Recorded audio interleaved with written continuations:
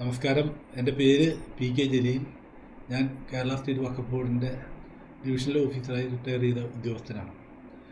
വഖഫ് board portal എന്ന നിലയിൽ വാംസി പോർട്ടലിലെ കണക്കുകളും വിവരങ്ങളും ശേഖരിച്ച് അവ ഈ കഴിഞ്ഞ ദിവസം ദീപിക ദിനപത്രത്തിൽ പ്രസിദ്ധീകരിക്കുകയും അതിൻ്റെ അടിസ്ഥാനത്തിൽ ഒരു യൂട്യൂബ് ചാനലിലും ഓൺലൈൻ ചാനലിലും ഈ വിവരങ്ങൾ ആളുകളോട് പറയുന്നതും കേൾക്കാനിട വന്നു. ഇവിടെ വളരെ തെറ്റിദ്ധരിപ്പിക്കുന്ന നിലയിലാണ് ആ വിവരങ്ങൾ പുറത്തു വന്നിട്ടുള്ളത്. അതുകൊണ്ടാണ് അതേക്കുറിച്ച് സംസാരിക്കാം എന്ന് തീരുമാനിച്ചത്. 2008 ഒക്ടോബർ 23 ജോയിൻറ്റ് പാർലമെൻ്ററി കമ്മിറ്റി JPC-യുടെ 9ാം റിപ്പോർട്ട് കേന്ദ്ര ഗവൺമെൻറ് സമർപ്പിച്ചപ്പോൾ അതിനകത്ത് അവർ നൽകിയ ശുപാർശയാണ് ഇന്ത്യയിലെ എല്ലാ വഖഫ് ബോർഡുകളിലുമുള്ള എല്ലാ രേഖകളും കമ്പ്യൂട്ടറൈസ് ചെയ്യാൻ തീരുമാനിച്ചത്. അതിൻ്റെ അടിസ്ഥാനത്തിൽ കേന്ദ്ര ഗവൺമെൻറ് മൈനോറിറ്റി അഫയേഴ്സ് മിനിസ്ട്രി ഒരു സെൻട്രൽ പോർട്ടൽ തുടങ്ങുകയും ആ പോർട്ടലിന് കീഴിൽ അനുബന്ധമായി ഒട്ടേറെ മൊഡ്യൂളുകൾ, രജിസ്ട്രേഷൻ, വരവ് ചെലവ് കണക്ക്, മാനേജ്മെൻറ്റ് വഖഫിൻ്റെ, പിന്നെ വസ്തുവിവരങ്ങൾ, അത് GPS സർവേ നടത്തി GIS മാപ്പിംഗ് ഉൾപ്പെടെയുള്ളത്, പിന്നെ തർക്കങ്ങൾ, ഇതിനൊക്കെ ഓരോ ഹെഡുകൾ നൽകി, മൊഡ്യൂളുകൾ നൽകി ഇവയിലേക്ക് അതാത് വഖഫ് ബോർഡുകൾ, സ്റ്റേറ്റ് വഖഫ് ബോർഡുകൾ തങ്ങളുടെ കൈവശമുള്ള മുഴുവൻ രേഖകളും രജിസ്റ്ററിലെ വിവരങ്ങളും അപ്ലോഡ് ചെയ്യണം എന്ന് ആവശ്യപ്പെടുകയും അതിനുവേണ്ടി ഫണ്ട് സെൻട്രൽ ഗവൺമെൻറ് ഗ്രാൻഡായി അനുവദിക്കുകയും ചെയ്തു. 2009-10 തന്നെ ലഭിച്ച ഫണ്ട് ഉപയോഗിച്ച് താൽക്കാലിക ജീവനക്കാരെ നിയമിച്ച് കേരള സ്റ്റേറ്റ് വഖഫ് ബോർഡ് ഇതിൻ്റെ പ്രവർത്തനം ആരംഭിച്ചു. പിന്നീട് ഫണ്ട് ലഭിക്കാതെ വന്നപ്പോൾ ജീവനക്കാരുടെ സേവനം അവസാനിപ്പിച്ച് ഇപ്പോൾ അത് സംബന്ധിച്ച പണികളൊന്നും നടക്കുന്നില്ല. 2020 വരെയുള്ള വിവരങ്ങളാണ് ഇതുപ്രകാരം കുറേയെങ്കിലും ചേർക്കാൻ കഴിഞ്ഞിട്ടുള്ളത്. രജിസ്ട്രേഷനിലാണ് ഏറെക്കുറെ വർക്കുകൾ നടന്നിട്ടുള്ളത്. കേരളത്തിലും കർണാടകത്തിലെയും വഖഫ് ബോർഡുകളാണ് ഈ പ്രവർത്തനം കുറേയെങ്കിലും ഭംഗിയായി നിർവഹിച്ചിട്ടുള്ളത്. ബാക്കി സ്റ്റേറ്റ് വഖഫ് ബോർഡുകളിൽ നിന്നുള്ള വിവരങ്ങൾ പൂർത്തീകരിക്കാനോ കൂടുതൽ മുന്നോട്ട് പോകാനോ കഴിഞ്ഞിട്ടേ ഇല്ല. ഈ ലഭിച്ച വിവരങ്ങൾ പോർട്ടലിൽ ചേർത്ത് അത് വെരിഫിക്കേഷൻ നടത്തി അതിനകത്ത് ഡബിളിങ്, ആവർത്തനമുണ്ടെങ്കിൽ അത് ഒഴിവാക്കി, അതുപോലെ തന്നെ തെറ്റുകളുണ്ടെങ്കിൽ അതെല്ലാം തിരുത്തി ഫൈനലൈസ് ചെയ്താലാണ് ഈ പോർട്ടലിലെ വിവരങ്ങൾ ആധികാരിക രേഖ എന്നതിൽ കുറ്റമറ്റതാവും.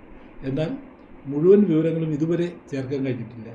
GIS മാപ്പിങ്ങിൻ്റെ ഫീൽഡ് വർക്ക് നടന്നു വരുന്നതേ ഉള്ളൂ, അതും എങ്ങും എത്തിയിട്ടില്ല. ഇതൊന്നും ചെയ്യാതെ ഇമ്മച്ചുവറായ ഒരു രേഖ, അതാണ് ഇപ്പോൾ പോർട്ടലിലുള്ളത്. പോർട്ടൽ കേന്ദ്ര ഗവൺമെൻറ് എല്ലാവർക്കും കാണാവുന്ന നിലയിൽ തുറന്നു കൊടുത്തിട്ടുള്ളത് കൊണ്ട് ആർക്കും അതിൽ പോകാൻ കഴിയും. പക്ഷേ അതിലെ വിവരങ്ങൾ അപൂർണമാണ്, ഇമ്മച്ചുവറാണ്, അതുപോലെ തന്നെ അത് വെരിഫിക്കേഷൻ വിധേയമാകാത്തതാണ്, അതുകൊണ്ട് ഫൈനലൈസ് ചെയ്യാത്തതാണ്. അത് ഉപയോഗിച്ചാണ് ഈ വ്യാജ പ്രചരണങ്ങൾ നടത്തുന്നത്. അതിൽ തർക്കങ്ങളുള്ള വസ്തുവിനെക്കുറിച്ചുള്ള തർക്കങ്ങൾ തന്നെ 1006, മുസ്ലിങ്ങൾ അതിൽ 551, അമുസ്ലിങ്ങളുടെ തർക്കം 455 എന്നൊക്കെയാണ് പറഞ്ഞത്. ഈ പോർട്ടലിൽ വസ്തു സംബന്ധിച്ച് പ്രത്യേകമായ ചേർക്കുന്നതോ മതം തിരിച്ച് ചേർക്കുന്നതായ തർക്കങ്ങളോ കേസുകളോ ഇല്ല. പോർട്ടലിൽ തർക്കങ്ങൾ എന്നിടത്ത് എക്സ്റ്റേണൽ വഖഫ് ബോർഡിന് പുറത്ത് വഖഫ് ട്രൈബ്യൂണലിലും അതുപോലെ ഇൻറ്റേണൽ വഖഫ് ബോർഡിലുമുള്ള തർക്കങ്ങളെക്കുറിച്ച് എണ്ണമാണ് കൊടുത്തിട്ടുള്ളത്. അത് എക്സ്റ്റേണൽ 2162, ഇൻറ്റേണൽ 1441. ഇത് വസ്തുക്കളെക്കുറിച്ച് മാത്രമല്ല, അഡ്മിനിസ്ട്രേഷനെ കുറിച്ചാണ് കൂടുതലും. അതായത് ഒരു വഖഫ് അഥവാ ഒരു പള്ളിയുടെ ഭരണസമിതി തെരഞ്ഞെടുപ്പ്, അവിടുത്തെ വരവ് കണക്കുകൾ ശരിയല്ല, മെമ്പർഷിപ്പ് തരുന്നില്ല, ഇത്തരം ഭരണപരമായ തർക്കങ്ങളാണ് ഇതിൽ കൂടുതലുള്ളത്. അതിൽ നിന്ന് ഇത് വേർതിരിച്ചെടുത്തത് എങ്ങനെ എന്നതിനെക്കുറിച്ച് എനിക്ക് അറിയില്ല. എന്തായാലും വസ്തു സംബന്ധിച്ചുള്ള കേസുകൾ അറിയണമെങ്കിൽ വഖഫ് ബോർഡിൽ കേസ് രജിസ്റ്റർ ഉണ്ട്. ആ രജിസ്റ്റർ പരിശോധിച്ചാൽ 2016 28 കേസുകളാണ് വഖഫ് ബോർഡിലുള്ളത്, 2017 25, 2018 33, 2019 39, 2020 32. അങ്ങനെ ആ 5 വർഷം 157 കേസുകളാണ് വഖഫ് ബോർഡിലുള്ളത്. ട്രൈബ്യൂണലും ഹൈക്കോടതിയിലുമായി ഈ കാലയളവിൽ 16 കേസുകളാണ് ഉള്ളത്. അതിന് മുമ്പ് 2016 മുമ്പ് ഏതെങ്കിലും ഒറ്റപ്പെട്ട കേസുകളുണ്ടാകും. സാധാരണ പഴയ കേസുകൾ വിധി പറഞ്ഞ് ഡിസ്പോസായി പോകുന്നു, പുതിയ കേസുകൾ പകരം ഉണ്ടാകുകയും ചെയ്യും. അപ്പോൾ അതിന് മുമ്പ് 10-25 കേസുകളുണ്ടായി എന്ന് കണക്കാക്കിയാൽ പോലും മൊത്തം കഴിഞ്ഞ് ഈ ചേർത്ത 2020 അതിന് മുമ്പുള്ള 5 വർഷത്തെ മൊത്തം വരുന്നത് ഒരു 200-ൽ താഴെ മാത്രമാണ്. ഇത് ആർക്കും വഖഫ് ബോർഡിൽ വന്നാൽ കേസ് രജിസ്റ്റർ പരിശോധിച്ചാൽ ബോധ്യപ്പെടുന്നതാണ്.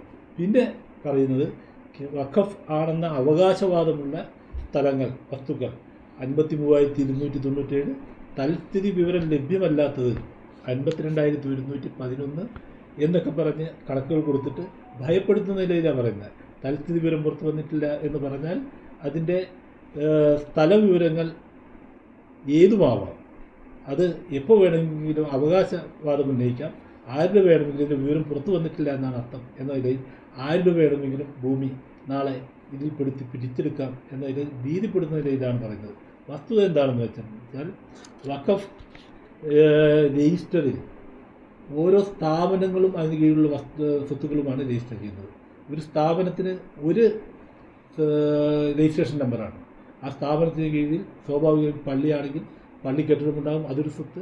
അതിന് ഇരിക്കുന്ന സ്ഥലം, മദ്രസയിൽ ഇരിക്കുന്ന സ്ഥലം, അതുപോലെ ഖബർസ്ഥാൻ അഥവാ ശ്മശാനം, ഷോപ്പിംഗ് കോംപ്ലക്സ്, കടകളുണ്ടെങ്കിൽ അതിരിക്കുന്ന സ്ഥലം, അതുപോലെ സ്കൂൾ, അറബിക് കോളേജ്, ഇങ്ങനെ അതിരിക്കുന്ന സ്ഥലങ്ങൾ, ഇങ്ങനെ 8-10 സ്ഥലങ്ങൾ, സ്വത്തുക്കളുണ്ടാവും.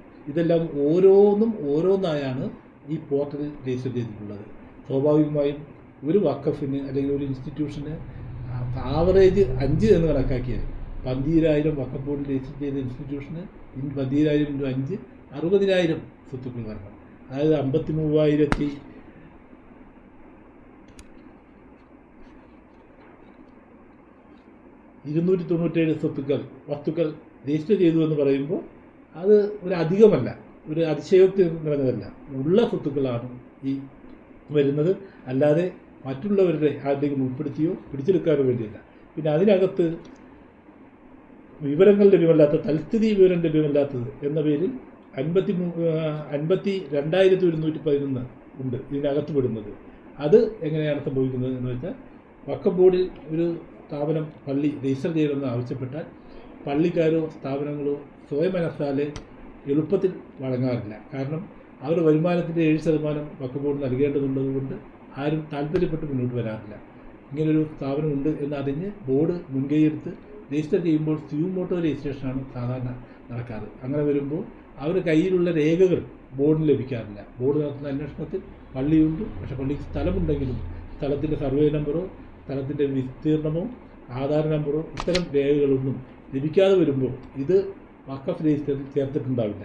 രജിസ്റ്റർ നോക്കി ഈ വിവരങ്ങൾ പോർട്ടലിൽ അപ്ലോഡ് ചെയ്യുമ്പോൾ സ്വാഭാവികമായും പോർട്ടലിൽ വസ്തുക്കൾ സംബന്ധിച്ചുള്ള ഭാഗത്ത് റിപ്പോർട്ട് കാർഡ് എടുക്കുമ്പോൾ അവിടെ സർവേ നമ്പറോ അതുപോലെ എക്സ്റ്റൻറ്റോ ഈ ആധാർ നമ്പറോ അടിച്ചു ചേർക്കേണ്ടടുത്ത് വിവരം ലഭ്യമല്ലാത്തതിന് നോട്ട് അവൈലബിൾ എന്നാണ് അടിക്കുന്നത്. ഇതാണ് ഈ തൽസ്ഥിതി വിവരം ലഭ്യമല്ലാത്തത് എന്ന പേരിൽ 52,111 വരുന്നത്. അതല്ലാതെ സ്ഥലവിവരം ലഭ്യമല്ലാത്തതാണ്, അത് നാളെ ആരുടെയും പിടിച്ചെടുക്കാനുള്ളതാണ് എന്ന് ഭയപ്പെടുത്തേണ്ട അത്തരമൊരു അവസ്ഥ ഇല്ല. അത് മനഃപൂർവ്വം ഭീതി ജനിപ്പിക്കാൻ വേണ്ടി ചെയ്യുന്നതാണ്. ഇതുൾപ്പെടെ സ്ഥലവിവരം ലഭ്യമല്ലാത്തത് ഉൾപ്പെടെ ഞാൻ നേരത്തെ പറഞ്ഞു 53,297 അതിശയോക്തി നിറഞ്ഞ ഒന്നല്ല.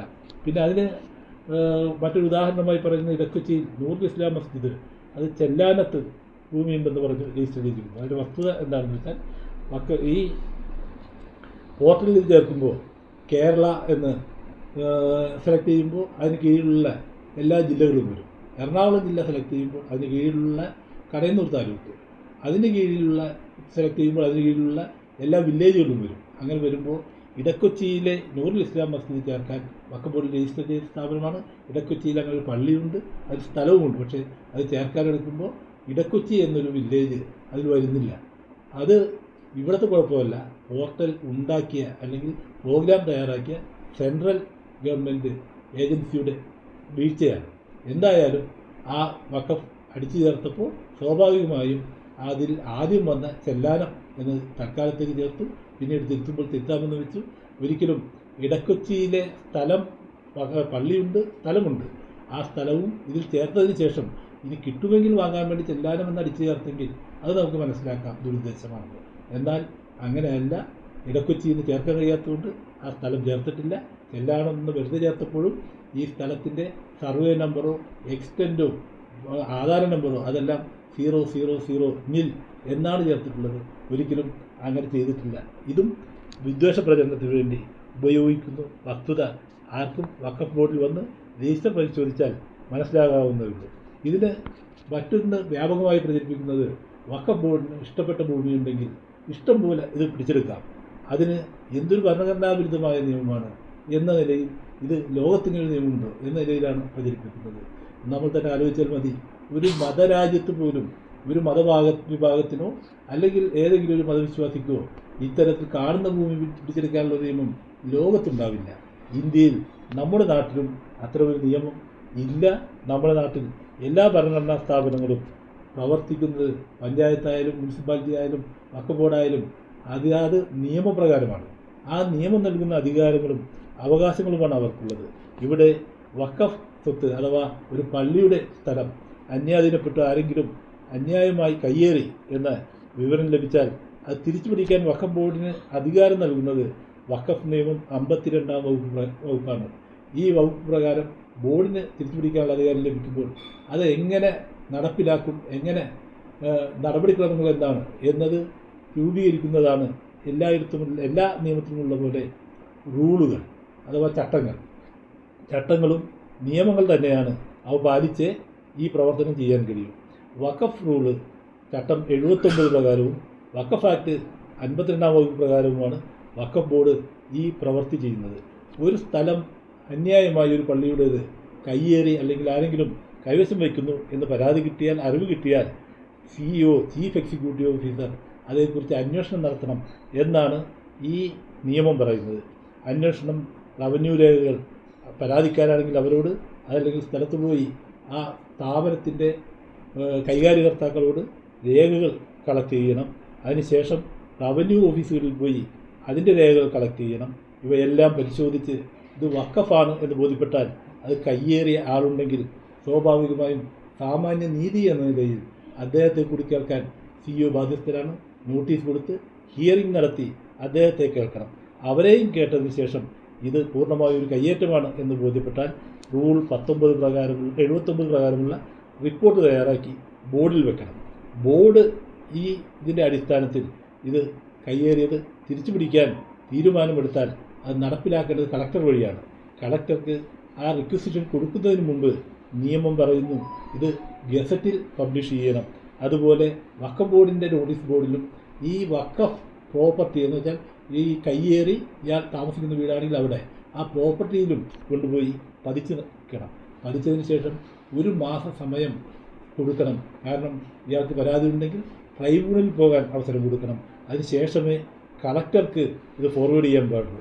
കളക്ടർക്ക് ഇത് ലഭിച്ചാൽ പോലും പാർട്ടി എവിടെ താമസിക്കുന്നു, നിയമം അങ്ങനെ തന്നെയാണ് പറയുന്നത്, എവിടെ താമസിക്കുന്നു പ്രസൻറ്റ് അഡ്രസ്സിൽ നോട്ടീസ് നടത്തി പാർട്ടിക്ക് ട്രൈബ്യൂണലിൽ പോകാൻ വേണ്ടി വീണ്ടും 1 മാസം കൂടി കൊടുത്തതിന് ശേഷം മാത്രമേ നടപടിക്രമങ്ങൾ നടത്താൻ പാടുള്ളൂ, അല്ലെങ്കിൽ വസ്തു തിരിച്ചു പിടിക്കാൻ പറ്റൂ എന്നാണ് നമ്മൾ ആലോചിക്കുക. നമ്മുടെ നാട്ടിൽ ബാങ്ക് ലോൺ എടുത്ത് ഇതുപോലെ വസ്തു റിക്കവറി ചെയ്യാൻ വേണ്ടി നിയമങ്ങളുണ്ട്. ആ നിയമപ്രകാരം റവന്യൂ റിക്കവറി നടക്കുമ്പോൾ ഇത്രയും ചിട്ടവട്ടങ്ങൾ എവിടെയെങ്കിലും പാലിക്കപ്പെടാറുണ്ടോ? ശനിയാഴ്ച നാളെ കോടതിയില്ല എന്നറിഞ്ഞ് ശനിയാഴ്ച വൈകുന്നേരം പോലീസുമായി വന്ന് പിടിച്ചെടുക്കുന്ന നടപടിയല്ലേ നമ്മുടെ നാട്ടിൽ നടക്കുന്നത്. എന്നാൽ 2 വട്ടം 1 മാസം വീതം സമയം കൊടുത്ത് കോടതിയിൽ പോകാനും അതിനേക്കാളേറെ അവർക്ക് പറയാനുള്ളത് കേൾക്കാനും ഒക്കെ അവസരം കൊടുത്തതിന് ശേഷം മാത്രം നടപ്പിലാകുന്ന ഒരു നിയമത്തെക്കുറിച്ചാണ് മോശമായി തോന്നുന്ന പോലെ പിടിച്ചെടുക്കാനാണ് വഖഫ് ബോർഡിന് അധികാരം എന്ന് പ്രചരിപ്പിക്കപ്പെടുന്നത്. വഖഫ് ട്രിബ്യൂണൽ അത് വഖഫ് ബോർഡിൻ്റെ ഒരു സൃഷ്ടിയാണ്, അല്ലെങ്കിൽ മുസ്ലിങ്ങൾക്ക് വേണ്ടിയുള്ളതാണ് എന്ന നിലയിലാണ് പ്രചരിപ്പിക്കപ്പെടുന്നത്. അത് ശരിയല്ല. വഖഫ് ട്രിബ്യൂണൽ ഉണ്ടാകുന്നത് വഖഫ് ആക്ട് സെക്ഷൻ 83 പ്രകാരമാണ്. ആ 83 ഇതിൻ്റെ ഘടനയെക്കുറിച്ച് കൃത്യമായി പറയുന്നുണ്ട്. ഒരു ജഡ്ജി, ജില്ലാ ജഡ്ജി, അദ്ദേഹമാണ് അധ്യക്ഷൻ. അതുപോലെ ADM ആയ ഒരാൾ, ഉദ്യോഗസ്ഥൻ സഹായി ഉണ്ടാവും. ഒരു മുസ്ലിം നിയമം പറയുന്ന ഒരാൾ, അറിയുന്ന ഒരാൾ ഇതിൽ സഹായിയായി ഉണ്ടാവും. അങ്ങനെ 3 പേരാണ്. ജഡ്ജി മുസ്ലിം ആകണമെന്ന് പറഞ്ഞിട്ടില്ല, ജഡ്ജി ഇപ്പോൾ കേരളത്തിലെ വഖഫ് ട്രിബ്യൂണലിൻ്റെ ജഡ്ജി രാജൻ തിട്ടയിലാണ്. അതുപോലെ അതിനു മുമ്പ് സോമൻ സാറാണ്. ഈ ADM മുസ്ലിം ആകണമെന്ന് പറഞ്ഞിട്ടില്ല. പിന്നെ മുസ്ലിം നിയമം അറിയാവുന്ന ഒരാൾ, അത് മുസ്ലിം മത പുരോഹിതനാണ് എന്നാണ് പ്രചരിപ്പിക്കുന്നത്. അങ്ങനെയല്ല, ഇപ്പോഴത്തെ ട്രൈബ്യൂണലിൽ ഒരു വക്കീലാണ് മുസ്ലിം നിയമം അറിയാവുന്ന ആളായി പ്രതിദാനം ചെയ്യുന്നത്. അപ്പോൾ അത്തരം പ്രചരണങ്ങൾ, ഇതൊരു കോടതിയാണ്. ഇത്തരം കോടതികൾ എളുപ്പത്തിൽ അതാത് വിഷയങ്ങളിൽ തീരുമാനമെടുക്കുന്നതിനും നിയമ നടപടികളിൽ നീണ്ടുപോകാതിരിക്കാനും എത്രയോ ട്രിബ്യൂണലുകൾ നമ്മുടെ നാട്ടിൽ നിലവിലുണ്ട്. ഇത് വഖഫ് ബന്ധപ്പെട്ടതുകൊണ്ട് വഖഫ് ട്രിബ്യൂണൽ എന്നൊരു പേര് പറയുന്നു, ആ പേരിട്ടു എന്ന് മാത്രമേ ഉള്ളൂ. അല്ലാതെ ഇതിന് വേറെ ഇത് കോടതി തന്നെയാണ്, കോടതി നടപടിക്രമങ്ങളാണ് അവിടെ നടക്കുന്നത്. ഈ കോടതിയുടെ ഇതിൻ്റെ വിധി അന്തിമമാണ്, പിന്നെ ഒന്നും ചെയ്യാൻ പാടില്ല എന്ന പ്രചരണവും ശരിയല്ല. കാരണം വഖഫ് നിയമം 83 പ്രകാരം രൂപീകരിക്കുന്ന ആ അതിലെ സബ്സെക്ഷൻ 9 പറയുന്നുണ്ട് ഇതിൽ അപ്പീലില്ല എന്ന്. പക്ഷേ അതോടൊപ്പം തന്നെ അതിൻ്റെ പ്രൊവൈസോ കൂടി വായിക്കണം. പ്രൊവൈസോയിൽ കൃത്യമായി പറയുന്നു, ഇതിൽ പരാതിയുള്ളവർ ബന്ധപ്പെട്ട കക്ഷികൾക്ക് ഹൈക്കോടതിയിൽ അപേക്ഷ കൊടുക്കാം. ഹൈക്കോടതി പരിശോധിച്ച് ഈ ട്രൈബ്യൂണലിൻ്റെ വിധി ശരിവെക്കാനോ അത് റദ്ദ് ചെയ്യാനോ അതിൽ ഭേദഗതി വരുത്താനുമുള്ള അധികാരം ഹൈക്കോടതിക്കുണ്ട് എന്ന് വ്യക്തമായി ഈ നിയമത്തിൽ തന്നെ പറയുന്നു. അതുമാത്രമല്ല, മുനമ്പം കേസ് സംബന്ധിച്ച് 9 ഹർജികൾ കേരള ഹൈക്കോടതിയുടെ മുമ്പിൽ ഇപ്പോൾ നിലവിലുണ്ട്. കോടതിയിൽ പോകാൻ കഴിയില്ലെങ്കിൽ അങ്ങനെ ഒന്നുണ്ടാവുമ്പോൾ ബാക്കി ട്രൈബ്യൂണലുകളുടെ സ്ഥിതിയും അതുതന്നെയാണ്. ഹരിത ട്രൈബ്യൂണലായാലും ഇൻകം ടാക്സ് അപ്പലറ്റ് ട്രൈബ്യൂണലായാലും അതുപോലെ ട്രൈബ്യൂണലുകളിലൊക്കെ വിധി അന്തിമമാണ് എന്ന് എഴുതിയിട്ടുണ്ട്. എന്തിന് ഇത്തരം ഒരു പൂർണ്ണമായും ജുഡീഷ്യൽ അധികാരം ഉണ്ടെന്ന് കരുതാൻ കഴിയാത്ത അർദ്ധ ജുഡീഷ്യൽ സ്ഥാപനമായ വിവരാവകാശ കമ്മീഷൻ, അതിൻ്റെ പോലും നിയമത്തിൽ വിവരാവകാശ കമ്മീഷൻ്റെ വിധി അന്തിമമാണ് എന്ന് എഴുതിയിട്ടുണ്ട്. അതിനും അപ്പീൽ പോകാൻ കഴിയില്ല, റിട്ടേ പോകാൻ കഴിയും. ഒരു ഉദ്യോഗസ്ഥൻ 30 ദിവസത്തിനകം മറുപടി കൊടുത്തില്ലെങ്കിൽ വൈകുന്ന ഓരോ ദിവസത്തിനും 250 രൂപ വീതം പിഴ നൽകണം. ഡിപ്പാർട്ട്മെൻ്റ് ആക്ഷൻ ആവശ്യമെങ്കിൽ നടപടിയെടുക്കാനും നിയമം അനുശാസിക്കുന്നു. അത്തരമൊരു ഉത്തരവ് വിവരാവകാശ കമ്മീഷൻ ഇട്ടാൽ ആ ഉദ്യോഗസ്ഥന് അതിനെതിരെ അപ്പീൽ പോകാൻ വ്യവസ്ഥയില്ല, മറിച്ച് റിട്ടേ ഹൈക്കോടതിയിൽ പോകാൻ കഴിയും. ഇത് വഖഫ് നിയമത്തിൽ മാത്രമുള്ള എന്തോ വലിയൊരു അപാകതയോ അമിതമായ അധികാരമോ ആണ് എന്ന നിലയിൽ പ്രചരിപ്പിക്കുന്നത് ശരിയല്ല. നമ്മുടെ നാട്ടിലെ എല്ലാ നിയമങ്ങളിലും ഉള്ളതാണ്. മറ്റൊന്ന്, അമുസ്ലിങ്ങൾക്ക് വഖഫ് കൊടുക്കാം അതുകൊണ്ട് എന്ത് നിയമമുണ്ട്, ഇതെന്ത് നിയമം, എന്ത് കാടൻ നിയമം, അതുകൊണ്ട് അമുസ്ലിങ്ങളുടെ സ്വത്തും പിടിച്ചെടുക്കും, ബാക്കിയുള്ളവരും പേടിക്കണം എന്നാണ് പ്രചരിപ്പിക്കുന്നത്. അതും ശരിയല്ല. കാരണം ഒരു പൗരൻ, നിങ്ങളൊന്ന് ആലോചിക്കുക, ഒരു പൗരൻ, ഞാനോ നിങ്ങളോ സ്വന്തം അധ്വാനം കൊണ്ട് സമ്പാദിച്ച സ്വത്ത് എനിക്കിഷ്ടമുള്ളവർക്ക് കൊടുക്കാൻ, ഇഷ്ടമുള്ള രീതിയിൽ കൊടുക്കാൻ, പൈസ വാങ്ങിയോ വാങ്ങാതെയോ കൊടുക്കാൻ ഉള്ള സ്വാതന്ത്ര്യം എനിക്കുണ്ട്. നിയമവിരുദ്ധമായ ഒന്നിനും കൊടുക്കാൻ കഴിയില്ല. കഞ്ചാവ് കൃഷിക്ക് കൊടുക്കാൻ കഴിയില്ല, പക്ഷേ കള്ള് ഷാപ്പിന് കൊടുക്കാം. കള്ള് നിരോധിച്ചിട്ടില്ല, കഞ്ചാവ് നിരോധിച്ചതാണ്, അതിന് കൊടുക്കാൻ കഴിയില്ല. അപ്പോൾ നിയമപരമായ അനുവദിച്ച ഏതൊരു കാര്യത്തിനും എൻ്റെ സ്വത്ത് എനിക്കിഷ്ടമുള്ളതുപോലെ കൊടുക്കാൻ ഈ രാജ്യത്ത് സ്വാതന്ത്ര്യമുണ്ട്. പക്ഷേ അത് ഒരു മുസ്ലിം പള്ളിക്ക് കൊടുക്കാൻ പാടില്ല എന്ന് പറഞ്ഞാൽ ആ നിയമമല്ലേ, പാടില്ല എന്ന് പറയുന്നതല്ലേ സത്യത്തിൽ മനുഷ്യൻ്റെ അവകാശ ലംഘനം, മൗലികാവകാശ ലംഘനം. അതുപോലെ തന്നെ ഈ മത ജാതി വ്യത്യാസമില്ലാതെ ഏതൊരാൾക്കും തൻ്റെ സ്വത്ത് ഇന്ന് ഇന്ത്യയിൽ അമ്പലത്തിന് കൊടുക്കാം, ഹൈന്ദവ ക്ഷേത്രത്തിന് കൊടുക്കാം, ക്രിസ്ത്യൻ ചർച്ചിന് കൊടുക്കാം, അതുപോലെ ഗുരുദ്വാരയ്ക്ക് കൊടുക്കാം. തൻ്റെ സ്വത്ത് ഏത് മതഭേദമന്യേ ഏത് ആരാധനാലയത്തിന് കൊടുക്കാം. എന്നാൽ മുസ്ലിം പള്ളിക്ക് മാത്രം കൊടുക്കാൻ പാടില്ല എന്ന് പറയുന്നത് വിവേചനമല്ലേ, ഭരണഘടനാ വിരുദ്ധം എന്ന് നിങ്ങൾ ആലോചിക്കുന്നു.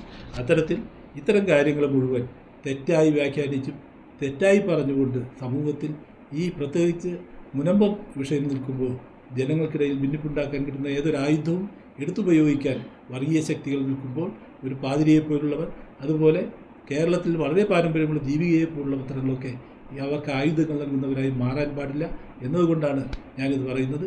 ഇത്തരം കാര്യങ്ങൾ വഖഫ് ബോർഡുമായി ബന്ധപ്പെട്ട ഡാറ്റയാണ് എന്ന നിലയിൽ വഖഫ് ബോർഡ് വിശദമായി പറയേണ്ടതും സമൂഹത്തിൻ്റെ തെറ്റിദ്ധാരണ മാറ്റേണ്ടതുമാണ്. പക്ഷേ നിർഭാഗ്യവശാൽ അവർ മുന്നോട്ട് വരുന്നില്ല എന്നതുകൊണ്ടാണ് ഞാനിത് പറയാൻ വേണ്ടി നിങ്ങൾക്ക് മുമ്പിൽ വന്നത്. നന്ദി, നമസ്കാരം.